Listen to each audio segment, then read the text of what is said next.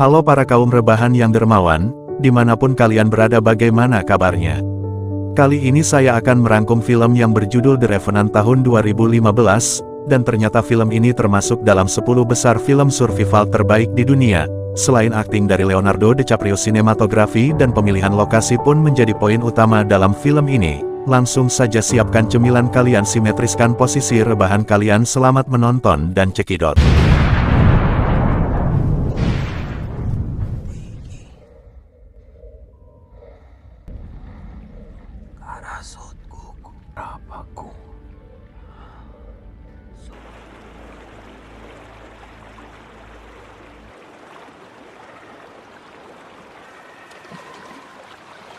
Film ini akan berfokus pada tokoh utama bernama Hugh Glass dan anaknya bernama Hawk yang lahir dari ibu keturunan suku Pawnee, semacam suku pedalaman di Amerika Serikat.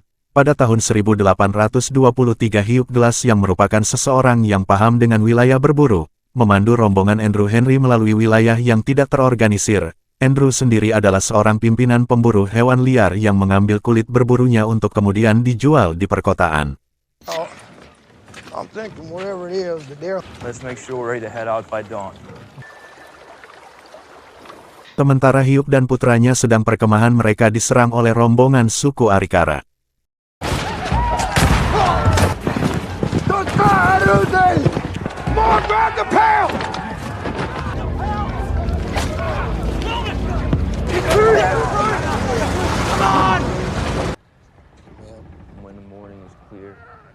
Dipandu oleh Hugh, kru yang selamat melewati sungai yang kemudian melakukan perjalanan dengan berjalan kaki ke Port Kiowa.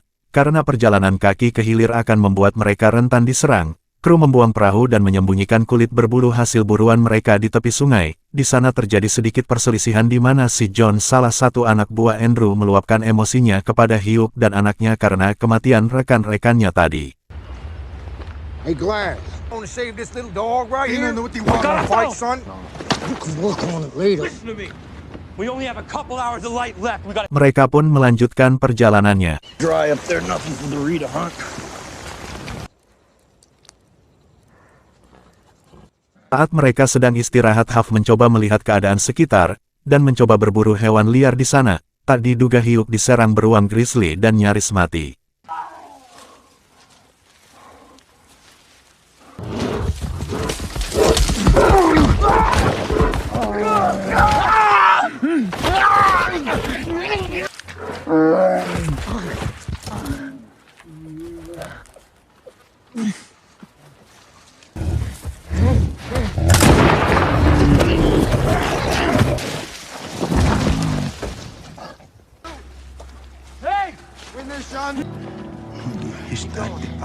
Hugh mendapatkan luka yang sangat serius, sehingga dia tidak mampu berjalan dan harus ditandu oleh kru.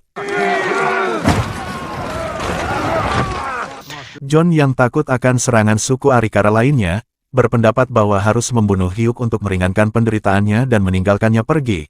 Andrew setuju, tetapi dia tidak mau menarik pelatuknya. Sebagai gantinya, ia memberikan uang kepada siapapun yang mau tinggal dan merawat Hugh sampai dia mati atau pulih.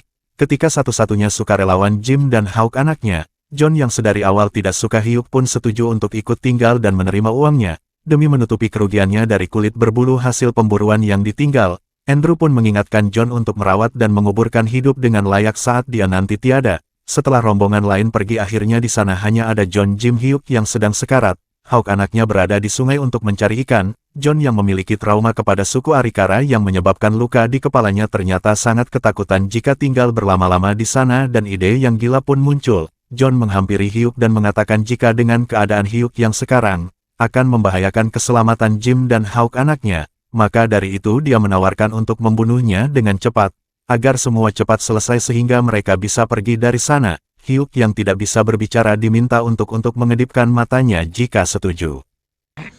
I can muzzle you if you like. Take away the suffering. Yeah. Karena tidak ada pilihan lain dan demi keselamatan anaknya, dia pun mengedipkan matanya. Tapi tiba-tiba Hawk datang dan langsung menodongkan senapan ke arah John. Tak disangka John berhasil melumpuhkan Hawk dan menikamnya hingga tewas.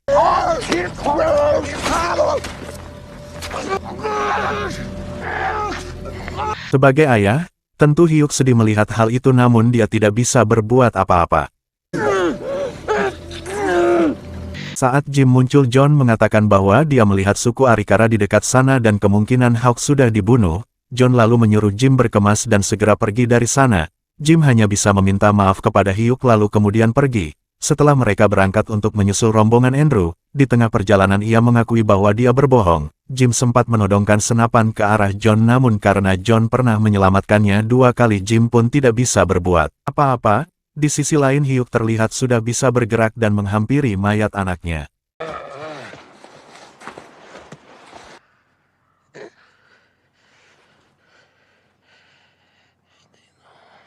Tidak ingin larut dalam kesedihan, Hyuk pun memutuskan untuk bertahan hidup dengan makan bangkai beruang yang ada di sana. Dengan merangkak Hyuk pun menuju sungai untuk mencari air minum.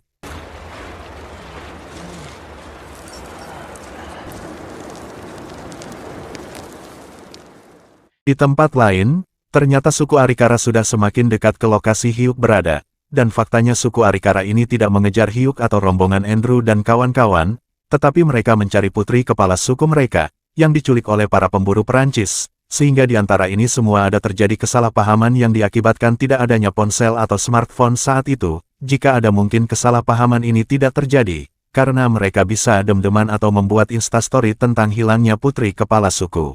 We did it. He was buried right. Ketika John dan Jim bertemu Andrew di Port Kiowa, Joe memberitahu bahwa Hyuk telah meninggal dan Hawk hilang. Andrew pun memberikan imbalan yang dijanjikan. Di sisi lain Hyuk mulai melakukan perjalanan yang sulit melalui padang belantara. Ia melakukan operasi sendiri dan menghindari suku Arikara yang mengejar putri kepala suku yang diculik.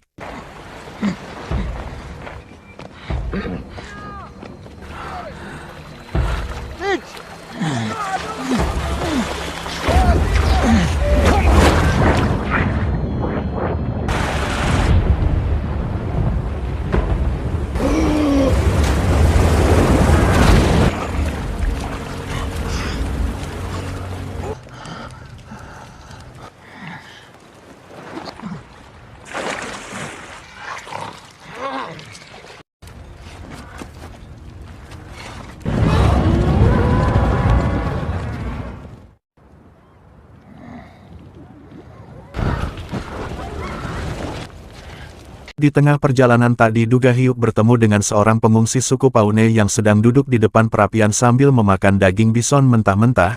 Hyuk pun merangkak dan mendekatinya. Kemudian suku Paune itu memberinya bagian ampela bison yang tentu saja belum diopor ataupun rendang. Hyuk pun dengan lahap langsung memakannya. Hyuk dan suku Paune tersebut makan minum dan melakukan perjalanan bersama.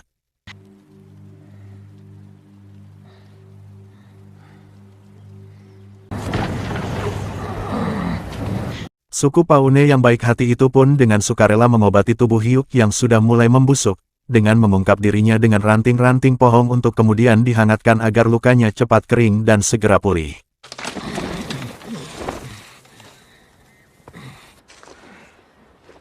Saat sadar dan pulih Hyuk pun mencari suku Paune itu, dan betapa kagetnya dia saat melihat suku Paune itu sudah tergantung di atas pohon, dan faktanya dia gantung para pemburu Perancis yang mencuri putri suku Arikara. Dengan lukanya yang sudah pulih Hyuk pun menyusup perkemahan mereka dan melihat pemimpin pemburu Perancis tersebut sedang melakukan pengencrotan paksa kepada putri kepala suku Arikara. Diam-diam Hyuk menodongkan AWM kepala pemimpin pemburu itu dan menyuruh si putri kepala suku untuk mengambil pisau, terserah mau diapakan si kampret itu. Tapi si putri kepala suku sempat mengatakan bahwa dia akan memotong titinya. Hyuk sendiri mengambil kuda mereka dan pergi dari sana. Botol peninggalan anaknya pun tidak sengaja terjatuh. Terjadi kejar-kejaran di antara mereka, namun Hyuk yang memakai nos dengan cepat bisa kabur, tapi sialnya dia terjatuh ke jurang dan mendarat di atas pohon kemudian jatuh ke permukaan tanah. Hyuk yang selamat pun mencoba bertahan dari dinginnya salju dengan membelah perut kudanya yang sudah mokat, mengeluarkan organ dalamnya lalu masuk ke dalam perutnya dan menghangatkan diri di sana. Di sisi lain seorang pemburu Perancis yang selamat dari serangan Hyuk, terhuyung-huyung ke Port Kiowa membawa botol minuman. Jim yang melihatnya akhirnya mengenali bahwa botol minum tersebut adalah milik Hawk. Percaya bahwa botol itu dicuri Andrew mengatur pencarian Hyuk ke tengah hutan. John yang menyadari bahwa Hyuk masih hidup, mengosongkan brankas pos keamanan dan melarikan diri. Akhirnya pihak pencari menemukan Hyuk yang sedang kelelahan dan membawanya ke Port Kiowa. Andrew yang marah dan memerintahkan untuk memenjarakan Jim. Tetapi Hyuk mengatakan bahwa Jim ditipu oleh John dan John membunuh Hawk. Hyuk dan Andrew pun berangkat mengejar John. More than a mile up that way. Setelah keduanya berpisah, John menyergap dan membunuh Andrew.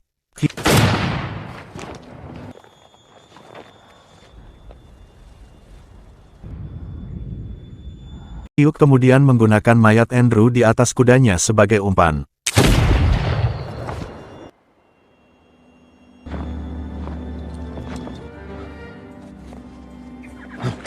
Dan kemudian menembak lengan John. Ia mengejar John hingga ke tepi sungai, di mana mereka melakukan pertarungan brutal di sana. Mulanya, Hyuk akan membunuh John tetapi ia melihat rombongan suku Arikara di hilir. Dia ingat perkataan si suku Paune bahwa balas dendam tidak akan membuat hidupmu tenang dan hutangmu cepat beres. Kemudian Hyuk mendorong John ke hilir hingga ditangkap oleh suku Arikara. Kepala suku Arikara pun menangkap John membunuh dan menguliti kepalanya. Setelah itu kepala suku dan rombongannya melewati Hyuk begitu saja, karena telah menyelamatkan putrinya dari pengencrotan dan kejahatan si pemburu Perancis. Lalu Hyuk berjalan ke arah pegunungan dan menemukan roh istrinya berada di sana. Kemudian dalam pikirannya sempat terlintas bahwa masih enakan syuting film azab Indosiar daripada film ini. Tamat. Secara keseluruhan alur ceritanya cukup sederhana namun digarap begitu apik dan menegangkan. Salam pengangguran Indonesia, Sempak Mario Ozawa.